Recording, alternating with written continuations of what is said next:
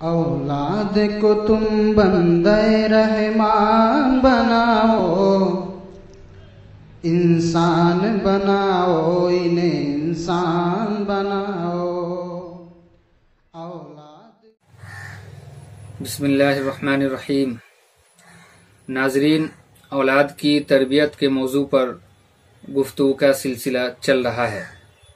اس سے قبل کے ویڈیو میں ولادت سے قبل والدین کو کن باتوں پر خاص طور سے توجہ دینے کی ضرورت ہے، ان باتوں پر روشنی ڈالی گئی۔ آج ہم بات کریں گے ولادت کے بعد بچوں کی شریعت و سنت کے مطابق تربیت کیسے کی جائے، ان کی صحیح دیکھ ریکھ اور ان کی صحیح پرورش کیسے ہو کہ آغاز سے ہی شریعت و سنت کے مطابق بچے کی تربیت ہوتی رہے۔ ناظرین، اولاد دنیا کی زینت ہے، اور اولاد کی صحیح تربیت اگر کی گئی تو وہ والدین کے لیے آنکھوں کی ٹھنڈک اور دنیا کے لیے وہ زینت بنیں گی۔ اس کے لیے ضروری ہے کہ آغاز سے ہی بچے کی صحیح تربیت اور شریعت و سنت کے مطابق سارے اعمال کیے جائیں۔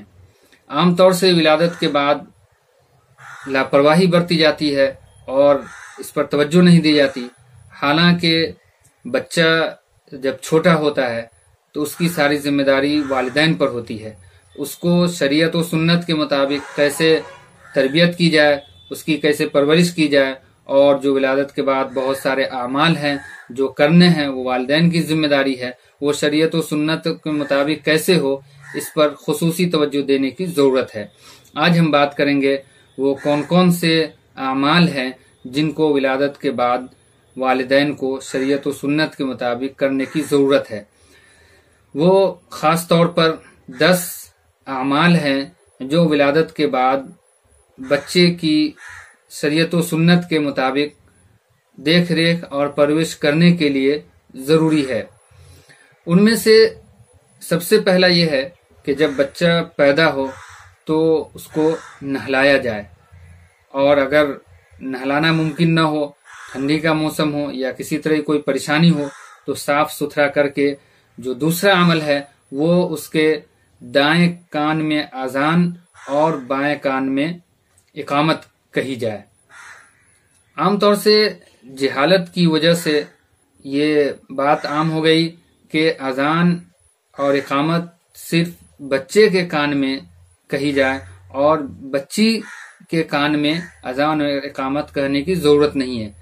اس کی وجہ کیا ہے؟ جب ماحول معاشرے میں پتہ کیا گیا کہ ایسا کیوں ہو رہا ہے کہ صرف لڑکے کے کان میں اذان اور اقامت کہی جائے اور لڑکی کے کان میں اذان اور اقامت کیوں نہیں کہی جائے، تو پتہ چلا کہ وہ لوگ اپنے طور پر یہ سمجھ لیا کہ لڑکے تو نماز پڑھنے جاتے ہیں اس لیے ان کو اذان اور اقامت کی ضرورت ہے، اور لڑکیاں مسجد میں نماز پڑھنے نہیں جاتی ہیں اس لیے ان کو اذان اور اقامت کان میں کہنے کی ضرورت نہیں ہے۔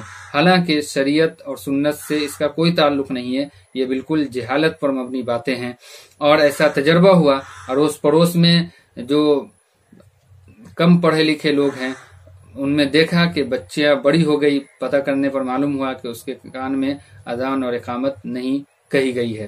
تو یہ توجہ دینے کی ضرورت ہے کہ یہ جو باتیں ہم آپ کے سامنے پیش کر رہے ہیں اس میں لڑکا اور لڑکی دونوں شامل ہیں، لڑکی اور لڑکا کا اس میں کوئی فرق نہیں ہے۔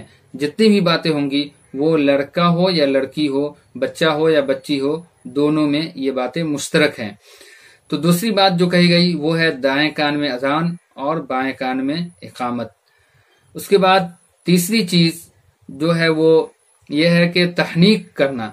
تحنیک کرنے کا مطلب یہ ہے کہ کھجور یا شہد، کھجور کو کسی بزرگ عالم دین جو نیک اور صالح ہو ان سے چبوا کر اس کو بچے کے تالو میں لگا دیا جائے اور وہ بچہ اس کو چوسے گا۔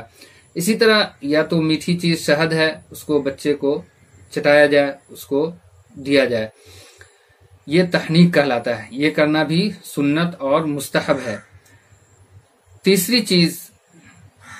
چوتھی چیز جو کرنے کا ہے جو سنت ہے وہ ہے بچے کا نام رکھنا۔ عام طور سے نام رکھنے کے سلسلے میں بہت ساری غلطیاں کرتے ہیں اور فیشن کے دور میں شریعت و سنت کے مطابق جو عمل ہے وہ نہ کر کے فیشن کے اعتبار سے طرح طرح کے ایسے نام رکھ لیے جاتے ہیں جو شریعت کے مطابق صحیح نہیں ہوتے۔ نام کا اثر بچوں پر پڑتا ہے، اس لیے نام ایسا ہو کہ جس کی وجہ سے بچے پر اچھا اثر پڑے۔ نام کے متعلق علماء کرام نے لکھا ہے کہ ایسا نام رکھا جائے جو 3 خصوصیت کا حامل ہو۔ وہ نام ایسا ہو جو زبان پر بولنے میں آسان ہو۔ دوسری بات، وہ نام ایسا ہو جو معنی کے اعتبار سے اس کا ترجمہ بہتر ہو۔ اور تیسری چیز، ایسا نام ہو جو نسبت صحیح ہو، یعنی انبیاء کرام، صحابہ کرام، بزرگان دین، اولیاء کرام کے نام رکھے جائیں، تاکہ ایسا نام ہو جس کی نسبت صحیح ہو، یعنی بزرگان دین، علماء کرام، انبیاء کرام، صحابہ کرام کے نام رکھے جائیں تاکہ وہ نسبت بھی صحیح اور درست ہو، اس کا بچے پر اچھا اثر پڑے۔ اس کے بعد نام رکھنے کے متعلق یہ ہے کہ کوشش ہو کہ شروع میں نام رکھ دیا جائے، اور نہ تو 7ویں دن تک ضرور نام رکھ دیا جائے، لاسٹ 7ویں دن نام رکھنا ضروری ہے۔ 7ویں دن تک نام کی تعین ہو جانی چاہیے، اور 7ویں ہی دن عقیقہ بھی کرنا سنت ہے شرعی اعتبار سے۔ عقیقہ کرنے میں یہ توجہ دینے کی ضرورت ہے کہ لڑکے کی طرف سے 2 حصے اور لڑکی کی طرف سے 1 حصہ۔ لڑکے کی طرف سے 2 حصہ وہ بھی بالکل فرض نہیں ہے، اگر کوئی مجبوری ہے تو لڑکے کی طرف سے بھی 1 حصہ کیا جا سکتا ہے، لیکن اگر فراوانی ہے، اللہ تعالیٰ نے نوازا ہے، تو لڑکے کی طرف سے 2 حصے کرنا چاہیے اور لڑکی کی طرف سے 1 حصہ۔ اور 7ویں دن عقیقہ کرنے کے ساتھ یہ بھی کرنا ہے کہ بچے کا بال منڈوا کر اور اس بال کا وزن کر کے جو اس کی قیمت ہو اس کے بقدر چاندی دی جائے۔ چاندی بال کے برابر وزن کر کے چاندی غریب کے اندر، فقیروں کے اندر تقسیم کیا جائے، یا اس کی قیمت جو بھی ہو وہ غریب اور فقیروں کے درمیان تقسیم کر دیا جائے۔ اسی طرح ختنہ بھی 7ویں دن ہو جانا چاہیے۔ اگر کوئی مجبوری ہے، صحت کے اعتبار سے وہ بچہ اتنا تندرست نہیں ہے، تو تاخیر بھی کرنے میں کوئی حرج نہیں ہے، لیکن بہتر ہے کہ 7ویں دن ختنہ بھی کر دیا جائے۔ ختنہ کرنا تمام انبیاء کرام کی سنت رہی ہے۔ 4 چیزیں ایسی بتائی گئی ہیں جو تمام انبیاء کرام کی مشترک سنت ہے۔ نمبر 1 مسواک کرنا، نمبر 2 نکاح کرنا، نمبر 3 خوشبو لگانا، نمبر 4 ختنہ کرنا۔ اس لیے ختنہ بھی کرنا سنت ہے۔ عقیقہ کرنے کے متعلق ایک غلط فہمی جو عوام کے اندر پھیلی ہوئی ہے جہالت کی وجہ سے، وہ یہ ہے کہ عقیقہ کا گوشت بچے کے والدین نہیں کھا سکتے ہیں، حالانکہ شریعت میں ایسی کوئی بات نہیں ہے۔ عقیقہ کا گوشت قربانی کے گوشت کی طرح غریب کو بھی دیا جائے، امیر بھی کھائیں، خود بھی کھائیں، اور سارے لوگ مل کر اس گوشت کا استعمال کر سکتے ہیں۔ اسی طرح قربانی کا گوشت جس طرح غیر مسلم کو بھی دیا جا سکتا ہے، اسی طرح عقیقہ کا گوشت بھی غیر مسلم کو بھی دیا جا سکتا ہے۔ اور ایک اور بات جو خاص طور سے توجہ دینے کی ہے وہ یہ ہے کہ بچے کو دودھ پلانا یہ ماں کی ذمہ داری ہے، اور یہ کوشش ہونی چاہیے کہ دودھ ماں کا ہی بچہ پیے، تاکہ سائنسی اعتبار سے بھی، ڈاکٹروں کے مشورے کے اعتبار سے بھی ماں کا دودھ بچے کے لیے سب سے زیادہ مفید ہے۔ اور شریعت میں دودھ پلانے کی مدت وہ تمام علماء فقہاء کرام کی متفق رائے، وہ راجح قول وہ 2 سال ہے۔ ویسے 1.5 سال پر بھی دودھ بچے سے چھڑا سکتے ہیں، لیکن 2 سال تک آخری مدت ہے کہ 2 سال تک بچے کو دودھ پلایا جا سکتا ہے۔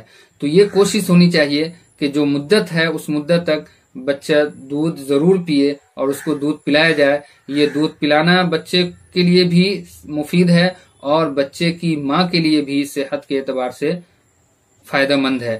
اس لیے فیشن کے دور میں یہ نہ ہو کہ ڈبے کا دودھ پلا دیا جائے اور ماں کا دودھ نہ پلایا جائے، کیونکہ اس کی وجہ سے بہت سارے نقصانات ہیں. ایسا کچھ بھی نہیں ہے. ڈاکٹروں کے اعتبار سے بھی، شرعی اعتبار سے بھی ماں کا دودھ پلانا بچے کے لیے زیادہ مفید ہے. اس لیے کوشش ہو کہ 2 سال تک کی مدت تک ماں کا ہی دودھ بچہ پیے. ناظرین، شرعی اعتبار سے بچے کی دیکھ ریکھ، اس کی پرورش اور اس کی تربیت والدین کی ذمہ داری ہے، اور اس کا آغاز بھی صحیح سے ہونی چاہیے. اگر آغاز صحیح ہوگا، شریعت و سنت کے مطابق ہوگا، تو بچہ بڑے ہو کر بھی اور آخرت کے اعتبار سے بھی انشاءاللہ اس کا مستقبل بہتر ہوگا، اور والدین کی یہ جو ذمہ داری ہے اس اعتبار سے بھی وہ والدین کے لیے ذخیرہ آخرت بنے گا. اور اس کی کوشش ہونی چاہیے کہ ولادت کے بعد سارے اعمال شریعت و سنت کے مطابق ہو. عام طور سے یہ دیکھا جاتا ہے کہ اپنی آسانی دیکھ کر شریعت کی باتوں کو وہ ٹال دیتے ہیں. جیسے عقیقہ کرنا ہے تو اس کے متعلق یہ ہوتا ہے کہ جب فراوانی ہوگی اور بہت بڑی دعوت کریں گے، بہت سارے لوگوں کو شامل کریں گے اور اس کے بعد عقیقہ کریں گے. حالانکہ عقیقے کی مدت اور وہ جو سنت عمل ہے وہ ہے 7ویں دن، اور اگر 7ویں دن نہ ہو تو 14 دن، اور 14ویں دن نہ ہو تو 21ویں دن. اس کے بعد بعض ائمہ کے نزدیک بالغ ہونے تک ہے، اور بالغ ہونے کے بعد ختم عقیقہ کی مدت ختم ہو جاتی ہے. اب اس کے بعد اگر کر رہے ہیں تو اس کا ثواب ملے گا، نہ کرنے پر کوئی حرج نہیں ہے. لیکن اصل جو وقت ہے وہ 7ویں دن ہے، یا پھر 14 دن، یا پھر 21ویں دن، یا پھر بالغ ہونے تک. اس لیے شریعت کو مقدم رکھنا ہے. شریعت و سنت کے مطابق ہمارے بچے کی صحیح تربیت ہو، اس کے سارے اعمال ہو، کیونکہ وہ بچہ ہے، وہ خود کچھ نہیں کر سکتا. اس کی ساری ذمہ داری والدین پر ہے. اگر والدین توجہ دیں گے، شریعت کے مطابق اس کی پرورش کریں گے شروع ہی سے، تو انشاءاللہ وہ بچے کے لیے مفید ہوگا اور اس کی زندگی کے سارے اعمال شریعت و سنت کے مطابق ہوتے رہیں گے. انشاءاللہ امید ہے کہ ان باتوں پر توجہ دی جائے گی. اللہ تعالی ہم سب کو عمل کی توفیق عطا فرمائے.